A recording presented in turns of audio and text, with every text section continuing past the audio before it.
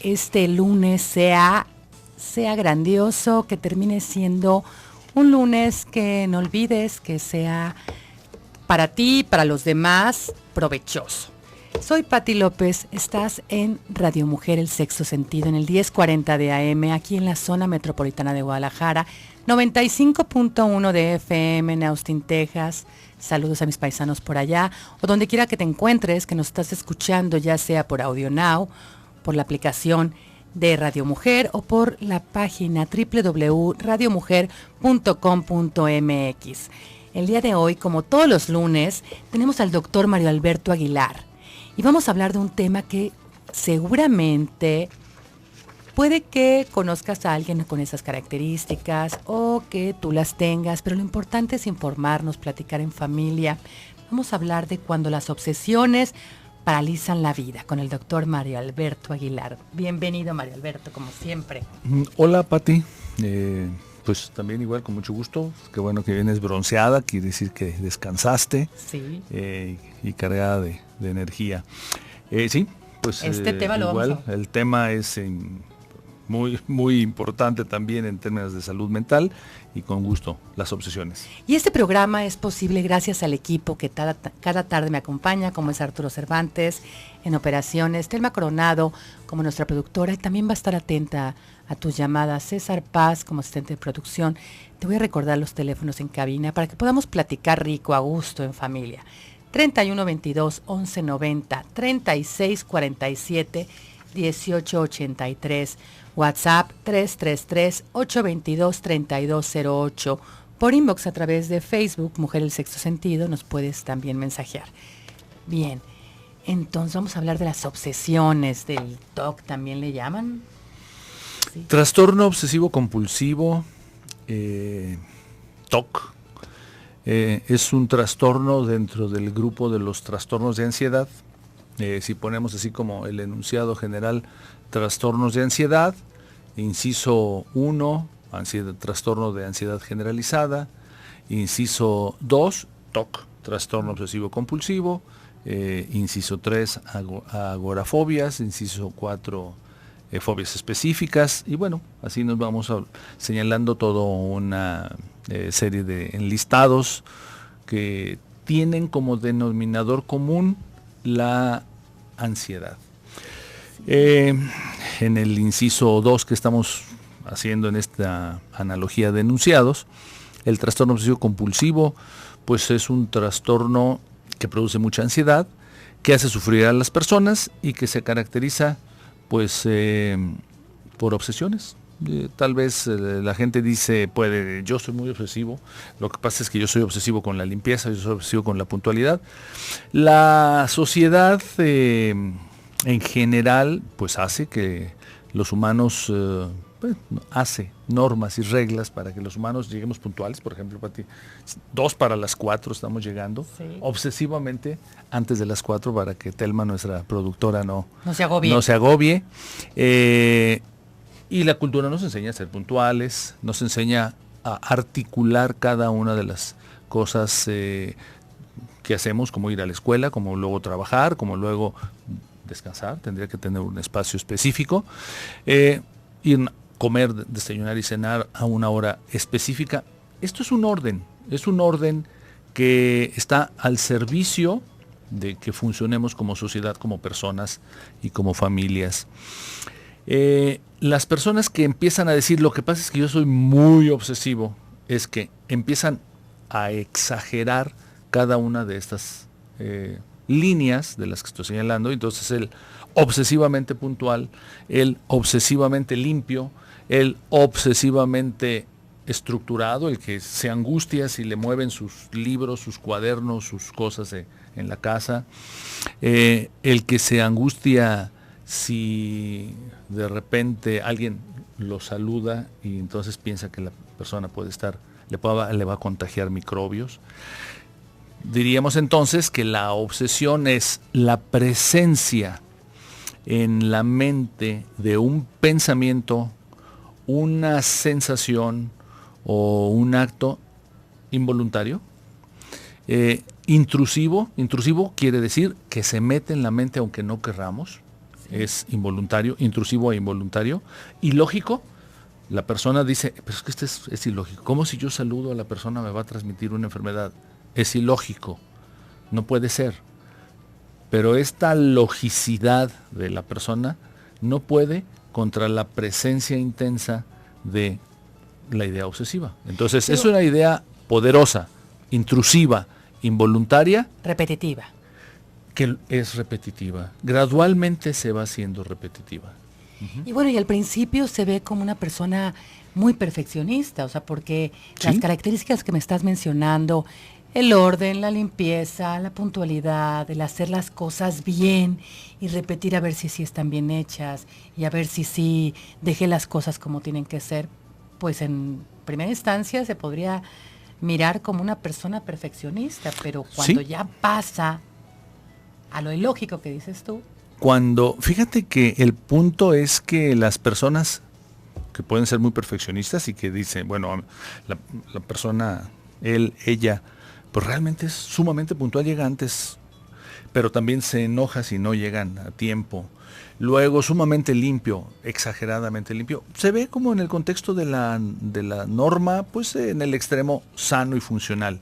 Pero el punto es que la idea obsesiva se presenta de una manera involuntaria, intrusiva, pero es muy ilógica, y la persona empieza a sufrir por ello. Entonces empieza a sufrir por ello ansiedad. Pero curiosamente la persona no lo dice. De tal forma que el diagnóstico no se hace, pues realmente no Evidente, se hace. No se hace el diagnóstico porque las personas no van al psiquiatra y no van al psicoterapeuta. Por ser ordenados. Porque digan, fíjese que yo soy obsesivo y fíjese que yo sufro mucho por las ideas obsesivas. ¿No? Hasta que tienen o un trastorno por ansiedad generalizada, es mucha ansiedad que es devastadora y que les perturba en el funcionamiento del trabajo, básicamente, o porque tienen depresión. El 33% de las personas con trastorno obsesivo van a cursar con depresión. Y ahí es cuando los psiquiatras los descubrimos a la hora que hacemos el diagnóstico, y digo los descubrimos porque incluso la persona no sabe que tiene un trastorno que se llama obsesión. Entonces, les damos tratamiento para la depresión, pero también les invitamos, les explicamos y les decimos, oiga, ¿y desde cuándo tiene este comportamiento? Daremos cuáles son los síntomas más importantes del trastorno obsesivo y nos sorprendemos cuando nos dice que es desde hace mucho tiempo. Pero el otro 66% tienen obsesión, sufren de TOC, trastorno obsesivo compulsivo, y no, como no tienen depresión, no van al psiquiatra y lo van a sufrir toda la vida. Bien, estamos hablando de cuando las obsesiones paralizan la vida con el doctor Mario Alberto Aguilar. Vamos a un corte comercial rapidísimo y regresamos en un momento.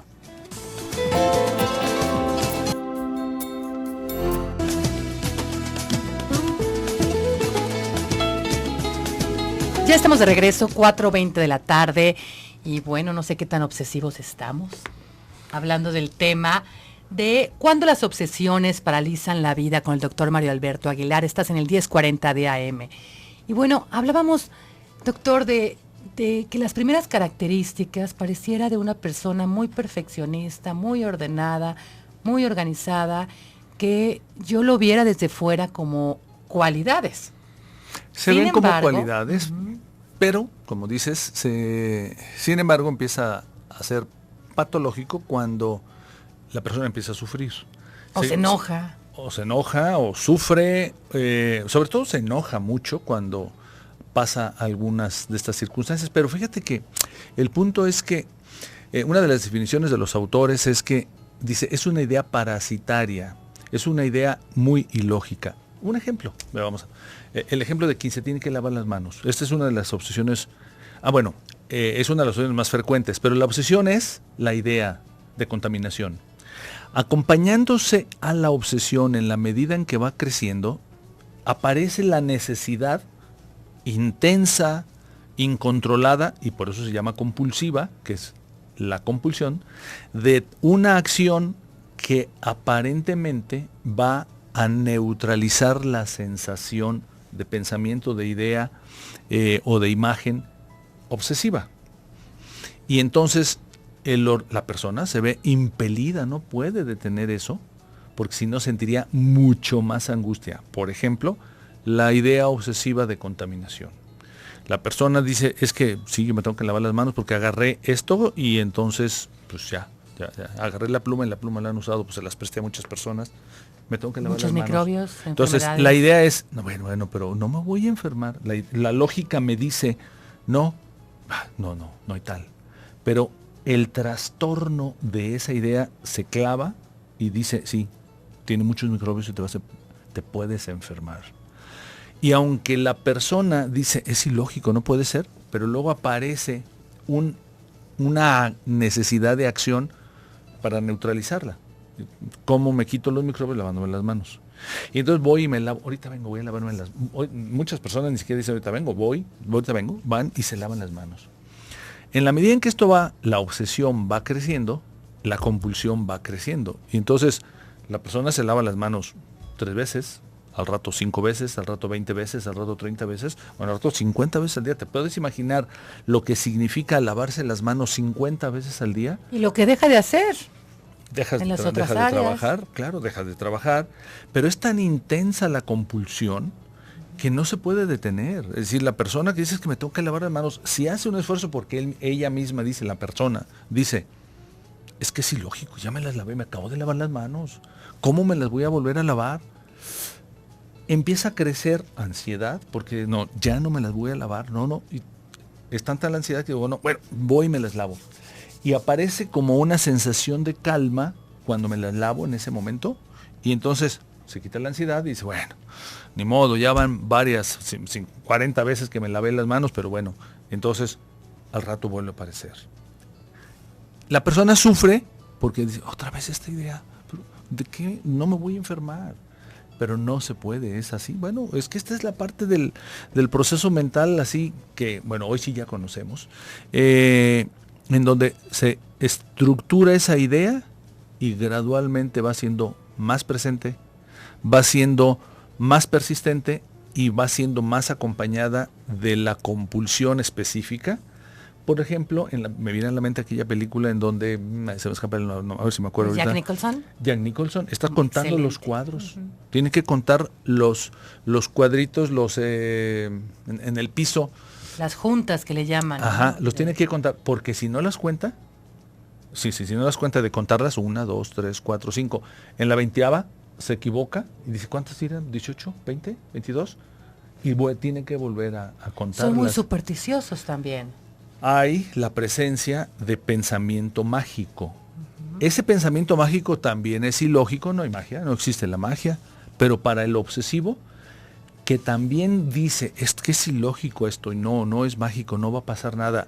Si me equivoco en contarlas, primero, ¿por qué tengo que contarlas? Nadie se va a morir. No, si no las cuento bien, alguien se muere. Sí. Y ese alguien puede ser mi mamá, mi papá, mi tío, mi tía, mi primo, mi esposa, mi cónyuge, mi secretaria, el vecino.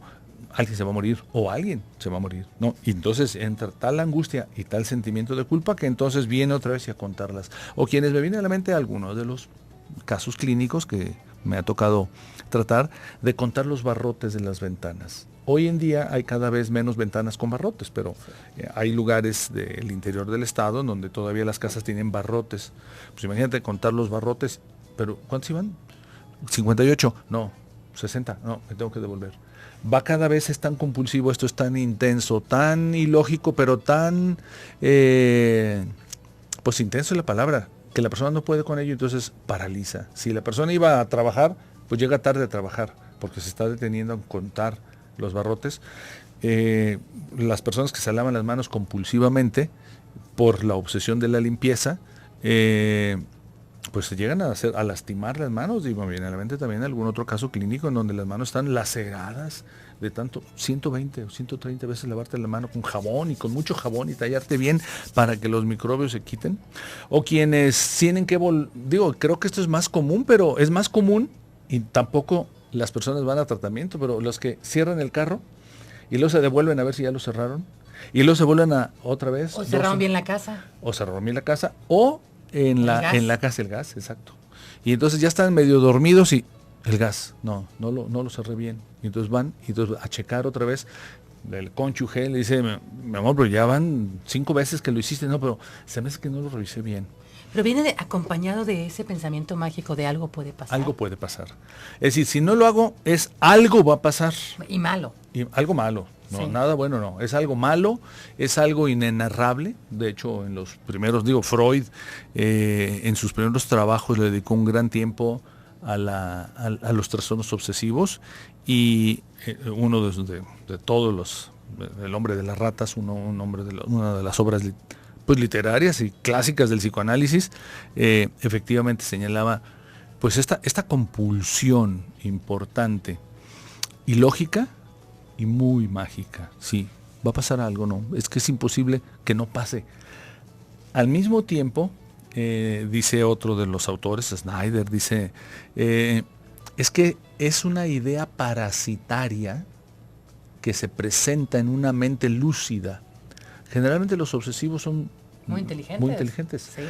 Y bueno, hoy en día la psiquiatría dice, bueno, es que se necesita todo un proceso cognitivo de muy buen nivel para poder estructurar las ideas obsesivas con el mecanismo compulsivo que lo venga a neutralizar para que no aparezca algo mágico. Me viene a la mente también alguien que no toleraba ver plumas, lápices, menos cuchillos, menos tijeras, porque sentía que si estaban a su alcance las iba a tomar y iba a dañar a alguien de sus seres queridos. ¿Por qué? Porque incluso una pluma y un lápiz, porque tienen una punta que se podría enterrar si pierde el control.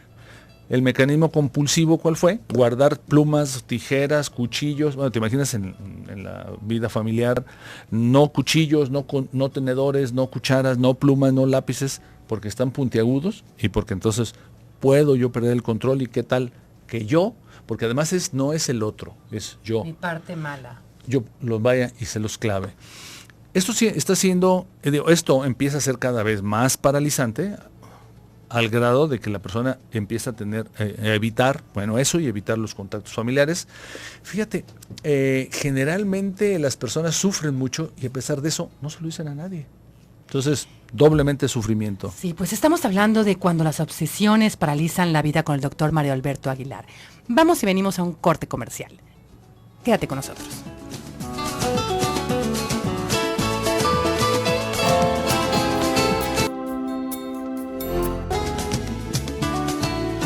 Ya estamos de regreso, 4:34 de la tarde en Lunes de Psiquiatría, hablando de las obsesiones y cómo paralizan la vida con el doctor Mario Alberto Aguilar.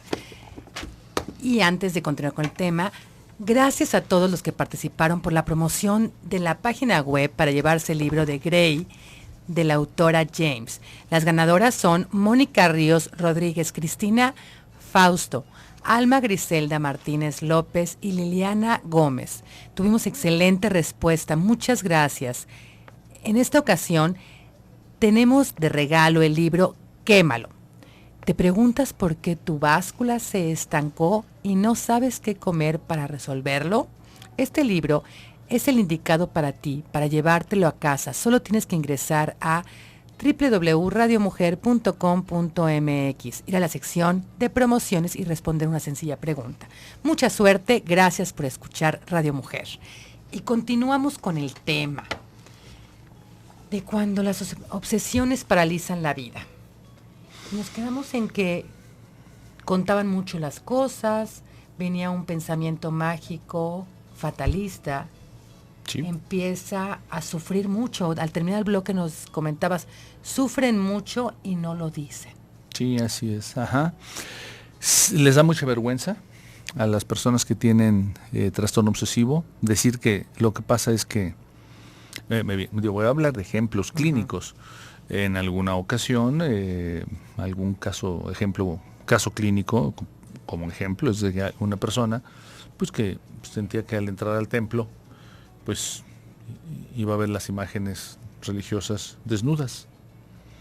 Entonces, pues decía, pero ¿cómo esto no puede ser? Es ilógico. Y entonces, pues empezó a sufrir porque pues tenía que, alguien del interior del Estado con toda una religiosidad importante, un sistema de creencias bien organizado, pero entonces aparece esa idea y entonces pues empieza a sufrir y entonces empieza a entrar con la cabeza así agachada y la familia le pregunta, oye, ¿qué pasa? ¿Por qué esto? No, nada, nomás me duele la cabeza, me duele el cuello.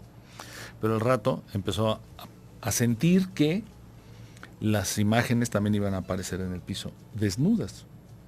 Y entonces empezó a dejar de ir al templo, con todo lo que significa para sí mismo. Pero ¿cómo? No puedo ir.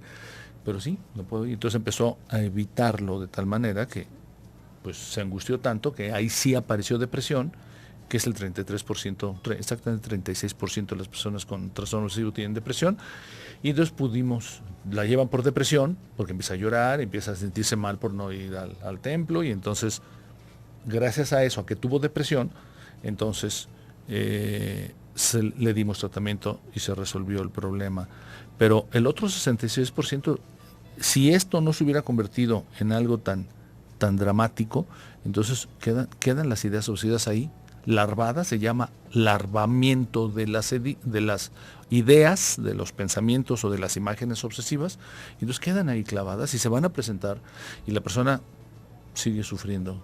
Y ahorita que hablabas, bueno, en el bloque anterior de Freud, de todo lo que nos aportó, y bueno, se me viene a la mente la psicodinamia, el superyo, el yo y el ello, ¿no? O sí. sea, bueno, haciendo una explicación rápida, el superyo es el que nos rige lo que tenemos que hacer, lo que debemos de hacer, como él. Es la instancia que nos dicta toda la escala de valores, sí, que nos permiten la funcionalidad humana. El yo, la realidad, y el ello.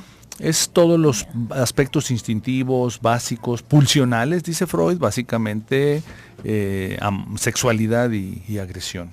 Y a lo que voy es que este trastorno, si bien recuerdo, el super yo lo tienen muy, muy alto, lo que tengo que hacer, debo de hacer esto, el portarme bien, el ser limpio. Entonces, cuando tienen algún pensamiento sucio, como ver esas imágenes sin ropa, desnudos, pues sufren, o sea, realmente se castigan, porque también llegan a castigar. Se castigan, sí. Normalmente tú, yo, Telma, Coronado, Arturo Cervantes, todos pensamos un montón de cosas y sabemos que entre pensamiento y acción lo que pensamos no lo vamos a hacer. Sabemos que el pensamiento es un área, por eso decimos que cada quien es libre de pensar lo que quiera, pero nadie es libre de hacer lo que queramos. Todos vivimos en una serie de normas que nos permitan la convivencia. La persona con obsesión, esto se llama un espacio normal entre pensamiento y acción. En la persona obsesiva, este espacio está abolido. No hay ese espacio, y entonces siente que lo que piensa se hace. Y él lo hace. Entonces, ese aglutinamiento de pensamiento y acción, entonces, si yo pienso esto es que lo voy a hacer. Si yo pienso en las tijeras, las voy a agarrar y voy a lastimar a alguien. Mejor escondo las tijeras. Y aunque se sabe, el enfermo obsesivo sabe que esto es ilógico, no lo puede tolerar, no lo puede aguantar, y llega el momento en que dice, no, mejor las quito de mi vista, todo lo que sea pico, como por ejemplo, bueno, aquí este pico, aquí tenemos una bandera, aquí para nuestros radioescuchas, que es un asta, cuando tiene un pico, bueno, hay que quitarlo, y todo lo que tenga picos, porque aparece esa fantasía. El trastorno, desde el punto de vista psicoanalítico, es que la instancia, según Freud y después todos los nuevos psicoanalistas lo han mantenido como una instancia importante, es el superyo es altamente rígido, en donde no se permite la persona, se exige muchísimo, se exige demasiado, al grado de que se impide el placer. En este contexto se impide el placer. En este contexto sabemos desde el punto de vista biológico hay una explicación, desde el punto de vista fisiológico también, pero desde el punto de vista psicoanalítico, que es lo que me preguntaste, Pati, el equilibrio entre el placer y el enojo, que sería entre el orgasmo y la rabia, es un equilibrio sano y funcional. Tener placer sexual, una actividad sexual sana, funcional, y que lleve a la persona al orgasmo, para Freud, y de ahí se detona todo el trabajo psicoanalítico, es un equilibrador de los enojos que los humanos tenemos. En el niño, bueno, el niño empieza a tener placer cuando juega, el niño juega, se siente amado y empieza a jugar, se convierte en una acción lúdica, pero a partir de los 10 años, al entrar el juego de hormonas, entonces se despierta todo el interés sexual, que debe de ser bien conducido adecuadamente, ya en algún otro tema hablaremos de ello, pero que finalmente en el adulto conformado, el placer es luego sustituido por esto que se llama el placer sexual, el placer le llama Freud libidinal, en donde amar y el ser sexuado lleven al orgasmo, y entonces el orgasmo es un ansiolítico. O sea, todas las personas que sienten estrés, que tienen angustia, cuando logran tener una relación sexual satisfactoria, funcional, adecuada, agradable, esto les ayuda. Tenemos hoy también, sí, claro, es un relajante. Tenemos también hoy que los psiquiatras, investigadores lo han estudiado ampliamente, dónde están los mediadores químicos que permiten que después de un orgasmo las personas tengan eso que se llama la relajación, porque significa un equilibrio emocional. Bueno, las personas con trastorno obsesivo tienen la incapacidad para el placer, no nada más para el placer sexual, que entonces, si fuera es nada más el placer sexual, no pueden equilibrarse en los enojos, y además placer para disfrutar el descanso, y entonces son obsesivamente puntuales, placer para el ocio, ¿no? Pues el ocio es pecado, claro. Entonces, comillas, y entonces no tienen ni siquiera la oportunidad de estar descansando. Y entonces el paciente, la persona con trastorno obsesivo, se priva de todos los placeres porque hay una estructura interna, que esto que señalabas, el superyo, que es tan rígido que le impide, que no se permite tener placer. Y entonces, bueno, pues esto es una enfermedad que luego se convierte en una obsesión y que luego con estas características que estamos señalando. Se presenta más en hombres que en mujeres. Uh-huh. De hecho, una de las fuentes de prevalencia nos dice que también en los niños se puede presentar, en los adolescentes también, pero que se sabe más en hombres que en mujeres, que se presenta en la media hasta los 35 años, porque hasta esa edad es cuando la persona evolucionó, la enfermedad evolucionó, y entonces se presentó depresión, y se presentó angustia, y entonces es cuando se atiende. Pero el otro 66% no lo va a decir, y entonces va a seguir sufriendo. ¿Cuál es el tratamiento? Pues lo decimos. Lo vamos al siguiente bloque. Vamos a un corte comercial y regresamos en un momentito.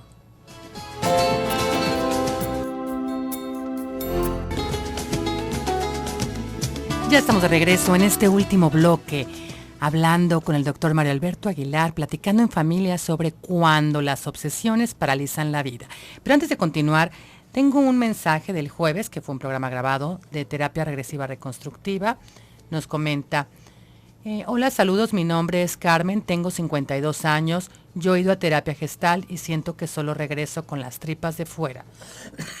Desde niño he tenido agorafobia. No disfruto salir, es un tormento para mí. ¿Puedo todavía hacer algo por mí? Saludos y gracias. Lourdes Morales, muchas gracias. También Lourdes Morales por comunicarte. Claro que puedes hacer mucho por ti. Te recuerdo que el día de hoy tengo una charla informativa de lo que es la terapia regresiva reconstructiva gratuita. Si te interesa, comunícate al 36 29 87 80. Y por supuesto que puedes hacer algo con la psicoterapia y bueno, aprovechar también al doctor Mario Alberto Aguilar y entra dentro del tema, ¿no? Claro, entonces sí, eso es un trastorno por ansiedad también, y entonces independientemente de los elementos que estén psicológicos que estén pues facilitando esta sintomatología de trastornos por ansiedad, en donde den 2 puntos seguidos agorafobia, si decide ir a una consulta médica psiquiátrica con su psiquiatra, también va a encontrar que le van a diagnosticar su trastorno por ansiedad, le van a dar tratamiento farmacológico para el trastorno por ansiedad, específicamente los medicamentos que ayudan para las fobias, y entonces va a sentirse más fuerte para que luego pueda entrar al análisis psicológico de dónde está el origen de sus miedos a los espacios abiertos. Bien, aquí nos comentan por WhatsApp: un sobrino empezó lavándose mucho las manos y después traía guantes o pañuelos para abrir las puertas o ir en el camión, y sufría en la escuela o al salir. Es muy inteligente. con tratamiento sí se curó. Saludos, Ana. Sí, gracias por comunicarnos esto. Efectivamente, estábamos comentando, las personas con trastorno obsesivo generalmente son inteligentes. Y sí, si van a tratamiento, necesitan ir a tratamiento farmacológico, se van a curar. Si no van a tratamiento, la enfermedad se cronifica y dura toda la vida. Los datos epidemiológicos nos dicen que la persona con trastorno obsesivo compulsivo necesita ir a tratamientos psiquiátricos. El médico psiquiatra tiene que hacer los encuentros diagnósticos, concluir si finalmente es un trastorno obsesivo compulsivo y prescribir medicamentos en una combinación entre antidepresivo, ansiolítico y algo que se llama como medicamentos que se llaman estabilizadores de la conducta emocional, medicamentos que utilizamos los psiquiatras, en una combinación suficientemente adecuada en donde haya los menos efectos secundarios posibles, las personas empiezan a sentirse mejor y luego el tratamiento sí tiene que ser durante mucho tiempo, para muchos casos durante toda la vida. Eso es importante que se los podamos señalar, porque desafortunadamente las personas cuando se sienten bien dejan los medicamentos porque se sienten bien y las recaídas se presentan entre 6 meses y 2 años, pero siempre las personas con trastorno obsesivo van a recaer desafortunadamente. Hoy sabemos, que hay alteraciones neurofisiológicas claras en una sustancia en áreas básicas del cerebro que se llama ganglios basales, en la corteza prefrontal y en algunas partes del lóbulo frontal, en la sustancia gris. Hay alteraciones. Eso se ha hecho con estudios de resonancia magnética por emisión de positrones comparado con personas sanas. Entonces, sí se necesitan los medicamentos, sí se curan, como nos dice la radio escucha, y el tratamiento tiene que ser por tiempo no definido. Bien, aquí Carmen Yáñez nos comparte. Buenas tardes, tengo un sobrino de 5 años que es un poco obsesivo. Come pocas cosas porque siempre quiere lo mismo. Repite muchas veces la misma película o se agarra por una temporada jugando a lo mismo. Entre paréntesis nos pone. No sé hasta qué punto sea esto normal por su edad, pero lo más marcado es que no le gusta que lo toquen con las manos mojadas. Entre paréntesis, si él ve que las traes mojadas y aunque te seques, no quiere que lo toquen. También no le gusta que le limpies la boca con un trapo húmedo. Una vez fuimos a un bautizo y fue en una terraza. Como estaba el día lluvioso, el jardín estaba muy mojado y había mucho lodo. En todo el evento no quiso pisar, lo traíamos abrazado porque no quería pisar el lodo y decía que se le iban a manchar sus zapatos. ¿Puede ser esto un cuadro obsesivo? ¿Y qué edad tiene, perdón? 5 años. 5 años. Sí, es el inicio de un trastorno obsesivo. Un 12.5% de los trastornos obsesivos empiezan en la niñez. Valdría la pena, aquí sí, valdría la pena, una entrevista familiar. Primero una consulta médica psiquiátrica infantil para el niño y también sí, una consulta normalmente en niños que tienen componentes o conductas obsesivas, es que algo está pasando en la familia y se necesita entender cómo se está dando la dinámica de la familia, en dónde están las áreas difíciles. Básicamente se da el trastorno obsesivo en familias rígidas, en familias sobreprotectoras y en familias que impiden la expresión de las emociones y del sentimiento. En principio, para un niño de 5 años, de las emociones. El niño puede decir que está enojado y no pasa nada y se le tiene que explicar por qué se le regañó. Básicamente, en la medida en que el niño se le va explicando, va entendiendo que lo que no se puede hacer no se debe de hacer, pero se les va explicando, a diferencia de esta rigidez de los años 50, 40. En la época de Freud la sociedad en general era muy rígida. Sí. Entonces de ahí que había muchos más personas con trastorno obsesivo compulsivo que los que hay ahora, pero si las familias siguen siendo o rígidas o sobreprotectoras o muy severas, entonces una de las líneas de expresión de la enfermedad puede ser esa. Conviene que vayan a una terapia de familia para que les ayuden también a ver en qué están no pudiendo ser claros y ayudando al niño a la expresión de sus emociones y a la comunicación entre ellos. Elías Romo nos comenta, me recetaron sertralina y el clonazepam pero me dicen que es malo. Quiero saber su opinión de estos medicamentos. Gracias. Bueno, no nos está diciendo para qué se los recetaron, Elías. Si se lo recetaron para trastorno, bueno, primero déjeme decirle que sertralina es un antidepresivo inhibidor de recaptura de serotonina, clonazepam es uno de los ansiolíticos que tienen una acción, además de ansiolítica, antiepiléptica. El clonazepam es un medicamento que sigue funcionando, es muy viejo, pero sigue funcionando, tiene muchos años pues en el armamentario médico psiquiátrico. Sertralina es un antidepresivo que es un poco más, es más nuevo, más reciente. Ambos son buenos, los dos tienen un buen espectro de resolución para trastornos. La sertralina es un antidepresivo y el clonazepam es un ansiolítico. Si a usted se lo dieron como para un tratamiento o como un tratamiento antidepresivo, pues en principio pues está bien indicado, habría que ver que usted esté mejorando.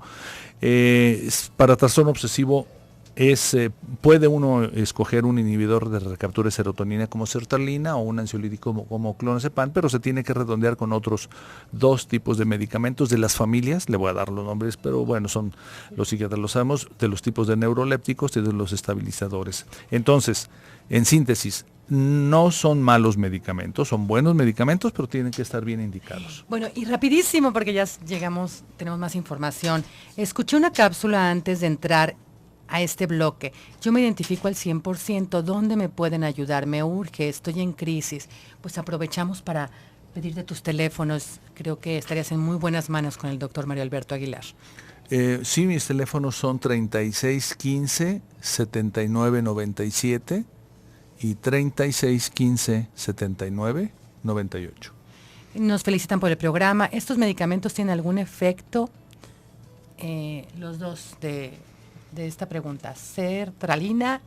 Ajá, si están bien indicados, los efectos secundarios son mínimos y bien combinados, bien llevados, los efectos, las personas pueden trabajar, pueden hacer su vida tomando los medicamentos. Lo que buscamos hoy los médicos psiquiatras es que los efectos secundarios sean mínimos.